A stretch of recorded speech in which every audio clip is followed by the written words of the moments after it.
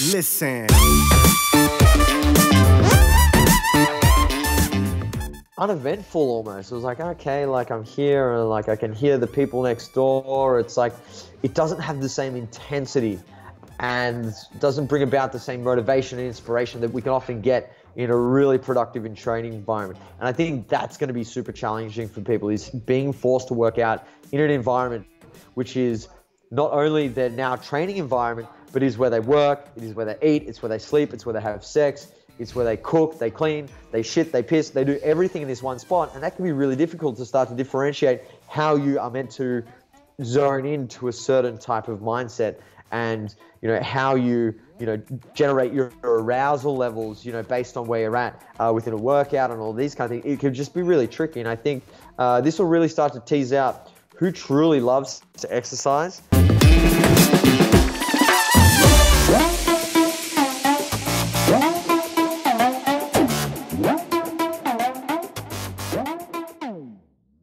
Moin aus Hamburg, once again, this time in English. Today I'm joined by Jacob Schepis, who probably most of the audience will know him, but I will introduce him first for those who don't know him. Jacob is bringing quality food for thought to the lifting community for years now. He's the owner and director of JPS Health and Fitness, a powerlifter, a bodybuilder, a personal trainer, and beyond that, giving seminars and workshops and being a mentor for aspiring personal trainers. Jacob, did I miss anything about you? No, I think you summarized it very, very well. So thank you for having me on, and it's a pleasure to be here. Thank you very much. It's a pleasure on my side. So how is the lockdown life currently down under?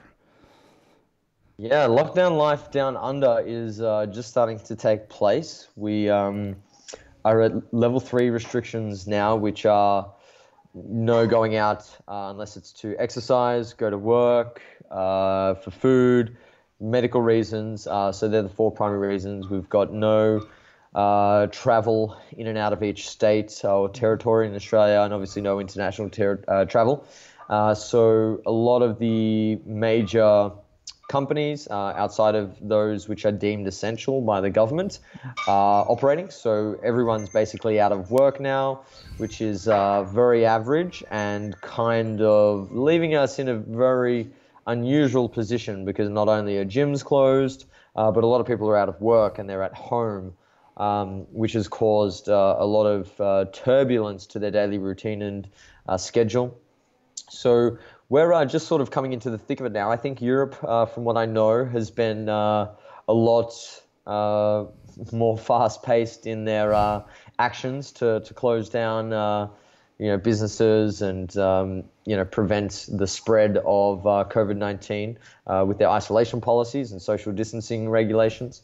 I think Australia's just starting to catch up now. So I'm sure what we're feeling now is something that's already quite familiar to you and your audiences. Yeah. But I did my first home gym workout today, so that was good. I'm putting into practice one of our templates which we're going to release, so wanted to get a feel for things, experiment, and make sure that what I was putting when I was putting pen on paper, that it was not only viable but also effective. So yeah, just getting into the swing of it now, man. So getting into the Corona routine, life-wise, training-wise, and stuff. But it's pretty similar here in Germany. What you said from the what the government is doing. We are able to go outside and train, but not more than 2 people. And other than that, everything's closed. The gyms are closed. Like this is the 3rd week now. Which hurting, because the podcast, a lot of trainers, coaches, personal trainers are listening, are in the audience. That's hurting them much, but everybody's it's hurt now because nobody can work. Pre-corona we probably would have discussed other topics, but nowadays everybody have to train at home. So as you mentioned right now, and when this podcast will come out, probably everybody is training at home like 3 to 5 weeks. So how is your training set up right now? How will you train? Are you able to go to your own facility, or do you have to stay at home? Yeah, so I probably could go to my own facility. look, if I really wanted to sort of risk breaking the law and get out there and be selfish and put myself in a position where I can, get the most out of my training, I would do that. But I made the decision the other day after talking to my brother that it's probably best to, not go to the gym and not train, just in case someone who has been there, has been infected, touched something, and also to comply with the government regulations and the law, really. So I've taken home a pair of 10 kilo dumbbells. I want to be quite realistic in terms of what I'm doing, so that I can relate to my clients as well. So I know that, what it feels like to have a minimalistic kind of setup at home versus, fully decking out my house with equipment. But I wouldn't be able to do that at the moment because we leased out a lot of our equipment to our clients and members. Mm-hmm. So at the moment, training at home, I've got a pair of 10 kilo dumbbells. I've got a veranda outside, which has obviously some space for pull-ups. I've got some chairs and places to do dips and things like that. I've got some bands and a broomstick, and that's about it equipment-wise, man. So the setup is I'm going to do a 5-day split. It's going to be upper, lower, push, pull, legs kind of deal. And when I say push, pull, legs, the push and the pull session, they will be biased towards pushing and pulling. So there'll be a little bit of pulling on the push session and a little bit of pushing on the pull session. So yeah, that's the setup at the moment. We're starting with around, I think it's about 10 to 12 sets per week per muscle group. This is the first week of the program for me, so all the repetitions in reserve are quite conservative. So we're looking at an average of like 2 to 3 reps in reserve across the board for all exercises. And in terms of intensity, obviously repetition range is going to be a lot higher than normal because I don't have the load on the bar to bring the reps down and get that tension stimulus that we know that we need for muscle growth and muscle retention. So reps are going to go quite high, but I'm going to use whatever kind of means necessary to try and keep my reps under 30 because we know through the literature that generally between 5 to 30 reps is the sweet spot for muscle hypertrophy. And I just know from a very practical sense that when repetition ranges start to exceed 30, our ability to accrue that very local muscular fatigue, so peripheral fatigue, which we know is where we get that mechanical tension from, is going to be quite limited by my aerobic fitness. So I'm going to fatigue centrally before the muscle has the ability to fatigue, which can be problematic. So I'm trying to keep reps down through using resistance bands, obviously dumbbells, combining resistance band and dumbbells, tempos, pauses, altering exercise order in like quite unusual ways, in ways that I typically wouldn't program for. So for example, having single joint or exercises where like unilateral exercises like a Bulgarian split squat before I do say a goblet squat is going to be a lot more beneficial in keeping repetition down because I'm going to have some fatigue and I'm going to pre-exhaust the quads before I go to the goblet squats. So I won't be doing like, 60, 70 reps on goblet squats because my quads will be toasted from the Bulgarian split squats, incorporating some supersets, keeping rest periods a little bit shorter, and just, making sure that I'm sort of keeping all of the big rocks, the low-hanging fruits of muscle growth, which are, training close to failure, adequate exposure to that tension stimulus through our volume and then our frequency, and then just selecting exercises that are, going to allow me to achieve that within the means of the equipment I have available. So that's the setup at the moment. I'm sure we'll get into how we'll progress this and some of the challenges I'm probably going to face over the next, 4 to 5 weeks. All right, great. I love to hear that you are, before you bring out a template or something like that, you are decided to practice it or do it yourself, and then you can talk to your clients and to the people that are doing it. That's exactly right. That's one thing really that I always really liked about your content and your stuff. You can hear and see that you're a personal trainer that were at the gym floor for years, and practiced everything. And in this situation, you're doing the same. And I really like that approach because for most of us, that what most people are now doing, nobody's really good experience with that, and it's hard to find out how that will go, and that's what this episode should be about, because as I mentioned, probably 3 to 5 weeks will be done for most people when this episode will be aired, and probably another month of training will be ahead of us. It's not our scope of practice to estimate how long the situation will last, but let's face it, this stuff is more on the rise than on downfall, and probably one more month, probably two, will be in the books for us. Yeah, everybody's training now with that. What I really like to hear is that you are still working with relative intensities. That's really really good to hear. And probably now we can delve into a few setups that most people probably got at home and how they can progress from now. Now it's like 4 weeks of training with that, or 5 weeks. How they can progressively overload that stuff, because that will be hard for most people, or probably don't know how to. The first thing that you mentioned, like, or what everybody got, is like bodyweight training and probably a few bands, which is a low investment. How would you say would you progress with that setup? Yeah, so the first thing I say in terms of progressive overload is that as we get better, we need to train better. So I think people need to understand the nature of progressive overload. And I think there's a lot of really good podcasts out there from Brian Miner on that topic, which I highly recommend people read, as well as he's put together a few articles that are very worthwhile. But basically, as our muscles get bigger, and if we are getting the stimulus right, we're going to get bigger. And as they get bigger, we need to add reps, load, and make training harder, basically, so that the stimulus stays in the threshold that it was originally at, because now we're bigger, better, stronger than what we were before. If we don't add reps, load, and make training harder, the stimulus will decrease and it will have less of an effect. So basically, we need to overload our training to keep up with our adaptations. So with this in mind, when we think about how we go about overloading our home workouts, obviously we've just got a couple of ways that we can do that. And it's really simple. We either add reps or we add load. We don't necessarily need to be adding volume all the time, because once we reach a certain dose of training volume, we're just going to get more fatigued beyond a certain point. It becomes really impractical. Like, your workouts just start taking like forever and ever and ever. And obviously volume has a primary role in creating muscle fatigue, and the more volume we do, the more fatigue we get, and we know that can just cause issues in terms of our recovery and things like that. So I think, yes, we can add volume to a certain point, but we want to be applying the principle of progressive overload by making training harder via doing more reps or adding more resistance. Now, when we sort of understand that resistance training is basically moving your body against gravity, we open up the doors to endless possibilities in terms of how we can make training harder.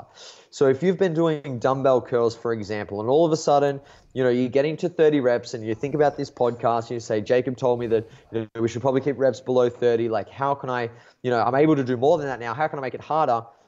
If you've got a pair of bands, you tie the bands around the dumbbells and you add the bands to the dumbbells. And all of a sudden, that'll shave, 15, 20% of your reps off, that 30. So you'll be doing, just above 20, and you build back up again. You could order new equipment, right? So say like, you're 4 weeks in, you've ordered some dumbbells, or you've ordered some additional plates. That not only keeps things a little bit more exciting, because you're like, oh yeah, I can't wait to get this like new piece of equipment or these new dumbbells or whatever it is. But it's going to be able to allow you to overload more and more in the coming weeks, which is fantastic. Or you can get really creative and you just start to add weight where possible. So, if you're doing, say, curls, you might start doing curls with a broomstick, for example, and you might put crates on the end, and you just fill those crates up with as much weight as possible. You might fill up greengrocer bags with as much weight as possible. You just keep adding weight into those. You could put a backpack on. You can tie things around your waist. Like, you've just really got to get inventive, get creative, and think about, how can I add resistance where possible so I can keep my repetitions below 30. Mm-hmm. For the most part. If you go above 30, it's not like you're going to kill your gains and have a heart attack automatically, but it's like a good rule of thumb to keep your reps below 30.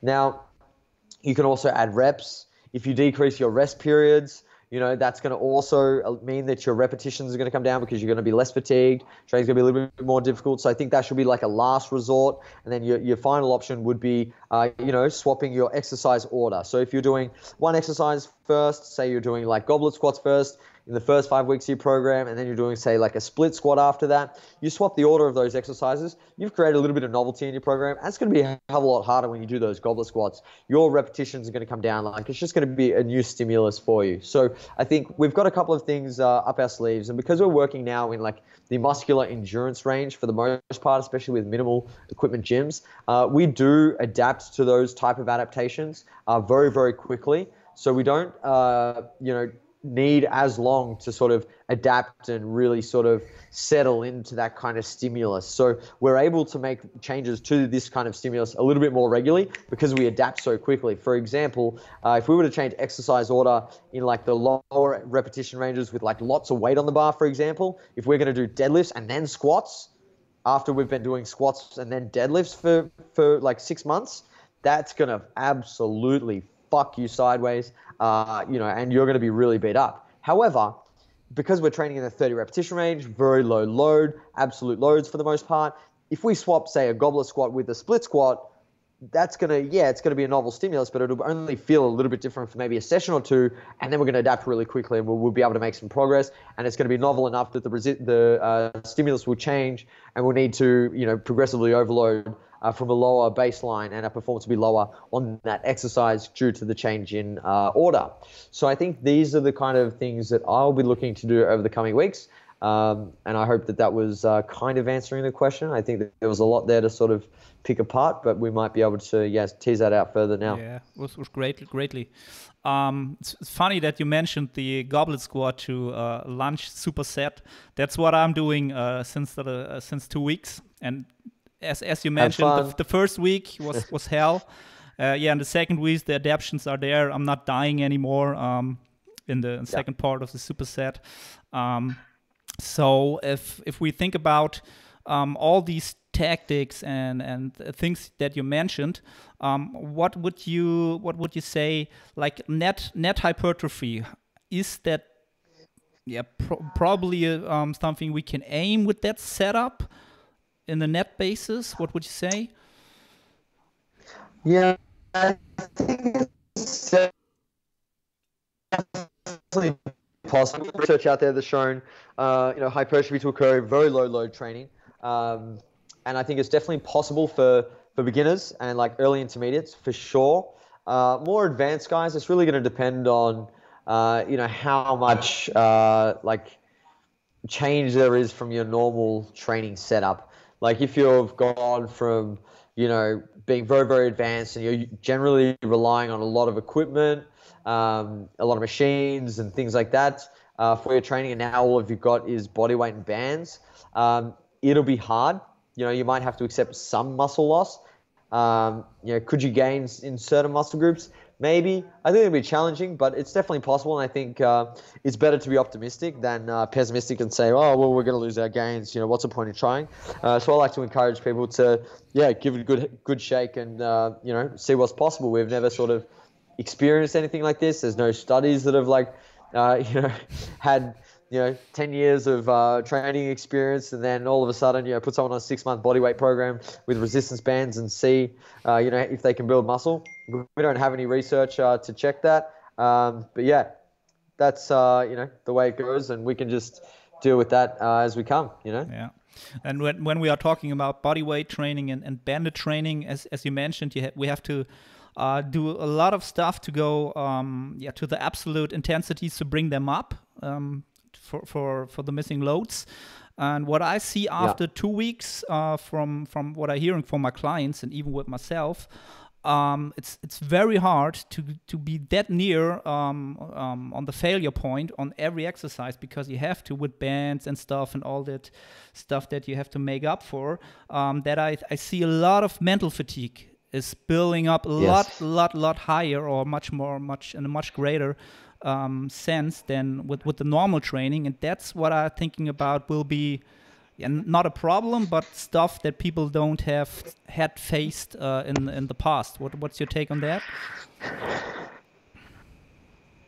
I think there's going to be a huge mental challenge now, because all of a sudden people aren't getting a lot of the intangible benefits from going to the gym. So a lot of people are going to be able to train. They're going to be able to do similar movement patterns. They might have, equipment and be able to train, but going to the gym, we get a lot more than what we actually realize, I think. We get a change of environment. We see something different. There's a novel stimulus when we go to the gym, and that is exciting. It breaks up our day. We get human interaction. We get to see our gym buddies.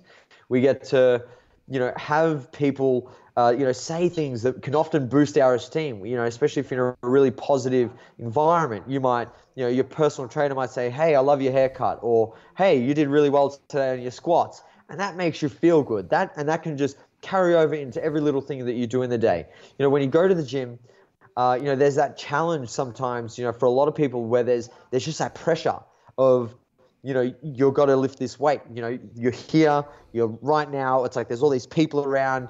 The music's blaring. Like you've got to go in there and you've got to beat the iron. Whereas when you're at home, it's like, the iron doesn't look so intimidating anymore. I don't really need to beat it. So you're just not framed, like you're not framing your mindset the same way when you go do a home workout. And I definitely experienced this today, and I was very cognizant of it. When I went out, it was kind of uneventful almost. It was like, okay, like I'm here and like I can hear the people next door. It's like, it doesn't have the same intensity and doesn't bring about the same motivation and inspiration that we can often get in a really productive and training environment. And I think that's going to be super challenging for people, is being forced to work out in an environment which is not only their now training environment, but is where they work, it is where they eat, it's where they sleep, it's where they have sex, it's where they cook, they clean, they shit, they piss, they do everything in this one spot. And that can be really difficult to start to differentiate how you are meant to zone into a certain type of mindset, and how you generate your arousal levels based on where you're at within a workout and all these kind of things. It could just be really tricky. And I think this will really start to tease out who truly loves to exercise and train versus those people who just like they're quasi gym warriors. Like they're only gym warriors when it suits them, when, they have their pre-workout, when their favorite songs, on at the gym, when all the stars align and, they're feeling good about themselves and they can get their, gym selfie and it's got like, X amount of likes and, this girl hits them up on Instagram and they feel great about themselves. It's like now that all that's removed and you can't do that anymore, and it's like a very lonely kind of, reason that we go to train. It's like the only reason that you're training now is to better yourself. Like there is nothing else to this but to, make yourself better and do it for you.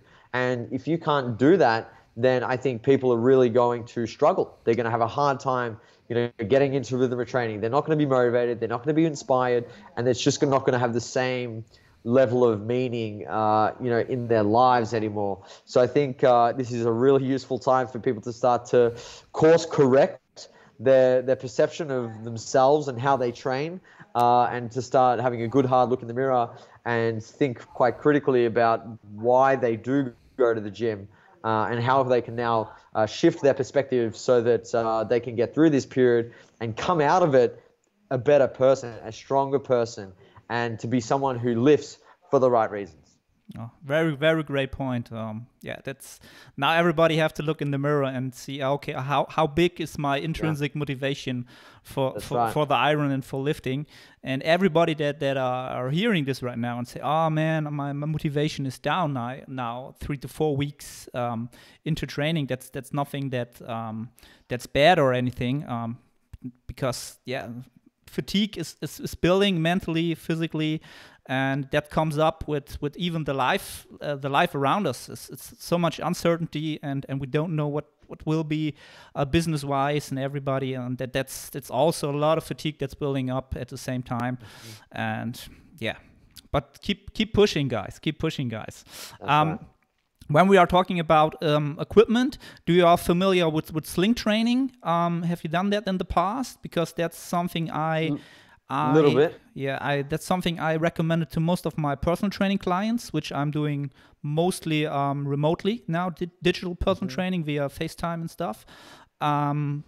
That's what I can say. The cost to ability to do exercises and progressively exercise are pretty good with that. What's your experience with that? I think if you have anything that can give you some resistance on the muscle, and you can progress that resistance, or you can do more reps, you can do more sets, shorten the rest periods, increase range of motion. I think if you do any of those kind of things, no matter what the implement, no matter what the tool, it's a tool worthwhile using. I think if we go back to all those principles that we spoke about earlier, if you look to those, then for sure, I think they can work, definitely. Okay, and when we are talking about like probably the bigger muscle groups like the legs and stuff will be pretty challenging to overload. Do you think it could be for some individuals a good time to prioritize or probably specialize under some circumstances with given equipment and stuff? Yeah, I definitely think this is an opportunity to specialize because, hey, if you can only train certain muscle groups, because of the equipment that you have, go for it. Put other muscle groups on maintenance and, up the volume gradually and the focus and priority and emphasis we give a particular muscle group or movement, for sure. For example, if you don't have a squat rack, but you've got a bench press, and you can deadlift, obviously, but you can't, barbell squat, you can bench press and deadlift, you can do a bench press specialization cycle, do some Bulgarian split squats to maintain your quad and your squat strength, continue your deadlifts as normal, push your bench up. Hey, could be very, very productive bench training. You could do the same for some arm training, some delt training. They're very easy to train. Or you need some bands and some dumbbells. You could do arm specialization cycle, delt specialization cycle. For sure, you could do a back specialization cycle because if you do pull-ups, you could do some row variations, you're good. Legs are going to be harder, and obviously erectors and all these kind of things going to be a bit more challenging. But yes, this is definitely a time to specialize and put an emphasis on certain muscle groups and movements, definitely. Great to hear. Great to hear. So, guys, you hear it here. It's also a time for that's a chance to bring up probably lagging muscle groups and specialize them. Yeah, great. So on that topic, let's probably go to another group of people that are hearing this podcast, which are the bodybuilding crowd, which is prepping what I was prepping or will prepping, so on. So the 2020 spring season is it's canceled probably all over the globe. I think so. What would you say to those guys which are probably halfway through their prep or probably a little bit more? Should they stay optimistic for probably fall season or should they go for 2021? So what's your stance on that? Yeah, I think it depends on your life situation because we know a lot of bodybuilders do it recreationally.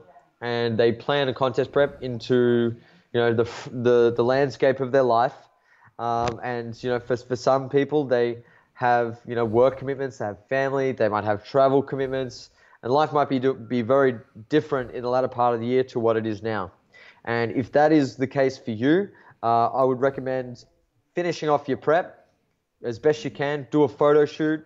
Get some photos and get the most out of your prep if you're still willing, able, and not too demotivated to do so. If you're somebody who's in the opposite situation where it's your bodybuilding is your life, you have committed to this season, there's a lot more at stake. It's not necessarily just recreationally anymore. You might be, going for a pro card. You might be making a pro debut. You might be competing as a pro. You've obviously got a lot more experience. You've got a lot more online. I think it's definitely worth, potentially waiting it out, seeing what happens over the next couple of months and picking a show. Move into maintenance. If this is you, try to maintain, reverse your calories up as much as possible, get out of a deficit, chill for a little bit.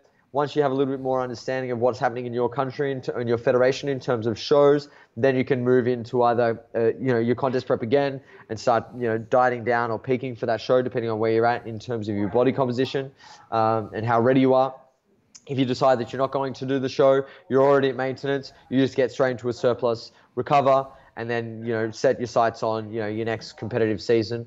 But I think for the most part, it's going to be really situational. It's going to be context dependent. I would love to give advice and say that, we should all do this, but there is so much nuance to it. For example, one of my clients, she was going to compete in a couple of 4 weeks' time. She was almost ready. But she had planned, her and her partner were going overseas, they were going to travel, getting married, after that.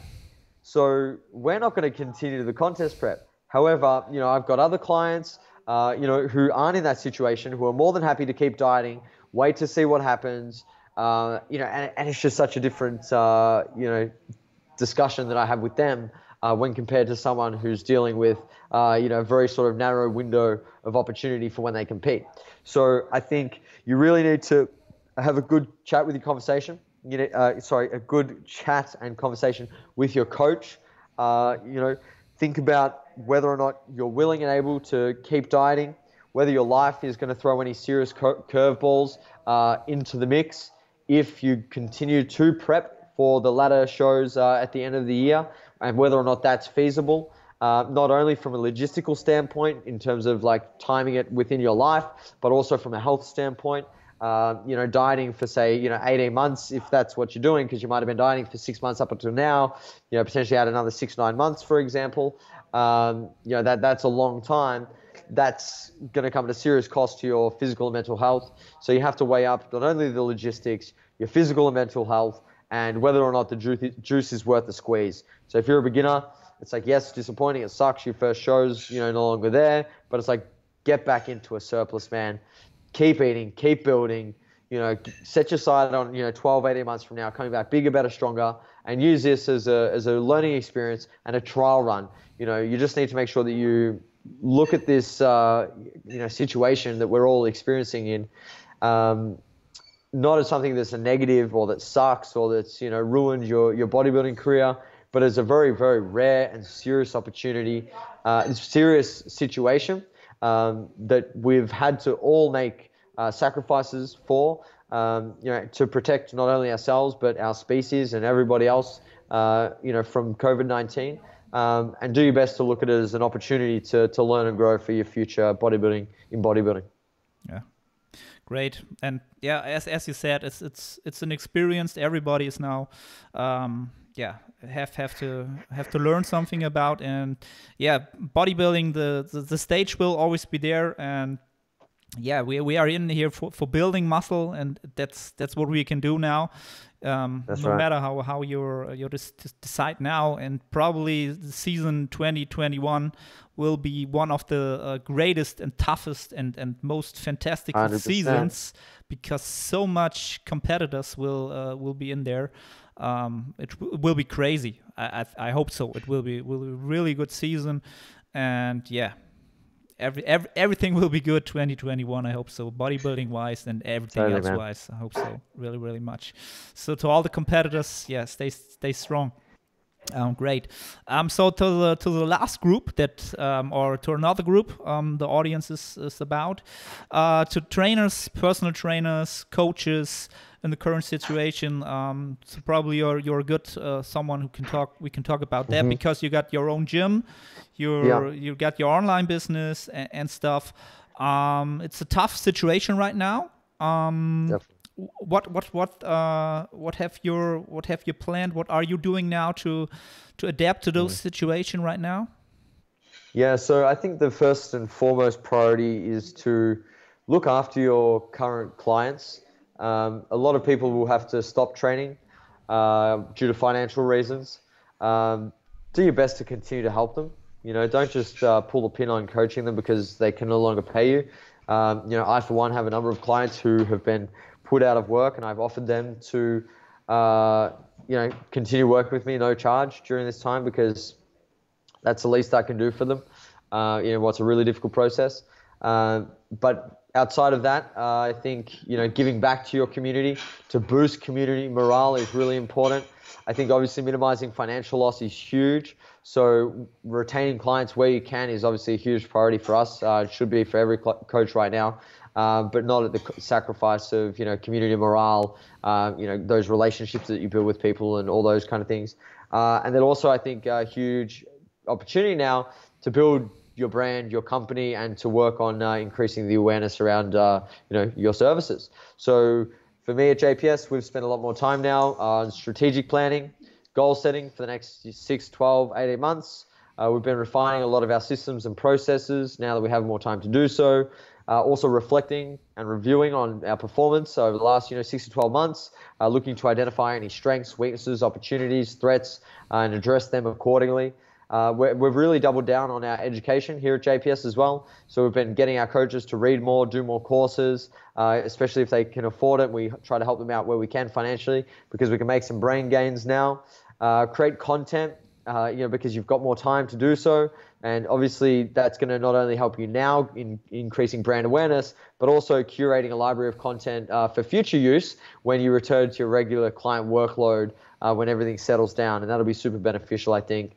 And as most personal trainers are realizing now, is that if you rely wholly and solely on your brick and mortar services, so your in-person coaching or your online coaching, and that gets taken away from you, you're up shit creek without a paddle. So you're in big trouble. So it's a good opportunity to realize that you need to create passive streams of income and diversify your services to manage the risk involved in your business. So creating non-service related digital products, great idea. Ebooks, templates, courses, and start marketing or selling these items now if you can, to hopefully bridge to fill the void of any lost income during this period. And if you don't have any non-service related digital products, this is when you start creating them, right?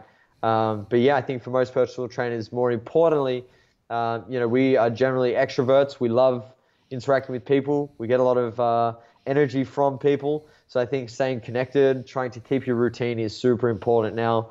So regular, bed and wake times, your meal and training should be a huge priority now. Better quality food, more exercise, paying attention to your mental health, whether it's meditating, whether it's speaking to family and friends through, virtual or digital mediums. Creating an environment that's conducive to productivity. So having a designated space for work, somewhere that's distant from other activities such as training, sleeping, so on and so forth. Keep your exercise up and continue to stay in contact with your clients, because we obviously build these relationships with these people, and it's not just our work. A lot of us have very strong connections with the people that we train and who go to our gyms. I know I do, so it's very important for me now to keep in contact with them for sure. Great, yeah, that's the biggest part, I think, that most people should do. Care about their clients, as everything is in the same position as before, but we just can talk and communicate on the digital way. So yeah, and as you said, most trainers and personal trainers that always was on the side, man, I don't need to digitize my services. I'm not into Instagram. I'm not into this and into that. Now it's the time that they're waking up and say, oh man, probably I should do that 2 years ago, or probably a lot time before, because when you digitize your current ecosystem a lot more, you can offer stuff right away, right now. And that's what I'm doing, since I'm a more half and half online, offline, online PT 50-50. When that stuff happened, I got 50% of my clients are still working with me, the online clients, and the other stuff you can probably do remote, virtually personal training, which is a way to do the training. It's not the same, not person-to-person stuff, but if you got a good what's called in English, the coaching eye, you can see a lot via like FaceTime and stuff, if you're able to get a good setup for that. And if the people got a little bit of equipment, and even they got just body weight, they probably like it a lot if you're doing sessions with them via Skype and FaceTime and stuff. That's a chance. So don't be creative, as you mentioned. That's a lot of chance to create new systems, get your ecosystem up, spread it, and stuff. Love that, man. Yeah, for sure. Really, really great. So do you got one facility or two facilities? We've got one facility now. We sold our second facility, and bought a house for my family, which was really cool. So yeah, one facility now in Melbourne. Okay. And how's the situation in Australia? Do the government already doing stuff for the self-employed people and stuff? A little bit, yeah. They've started to do more, which is fantastic. But yeah, just hopefully we'll find out more in the coming weeks and months. At the moment, it's a little bit less certain. Okay. Yeah. Okay, and did you had personal trainers working for you, or were they self-employed, working there at your facility? Yeah, they're employed by us, so they're not self-employed. They're JPS employees. So Okay. we've been working hard to make sure that they're still got some work and they're busy over the next couple of months. Okay. So best luck for that. So what's Thank you very much, man. And for your own goals, what are your current situation? What are you trying to do in the next few months and probably next year, bodybuilding, powerlifting wise? Yeah, for the next couple of months, I'm just going to try and make some lockdown gains. I'm going to hopefully, retain some muscle, which will be great.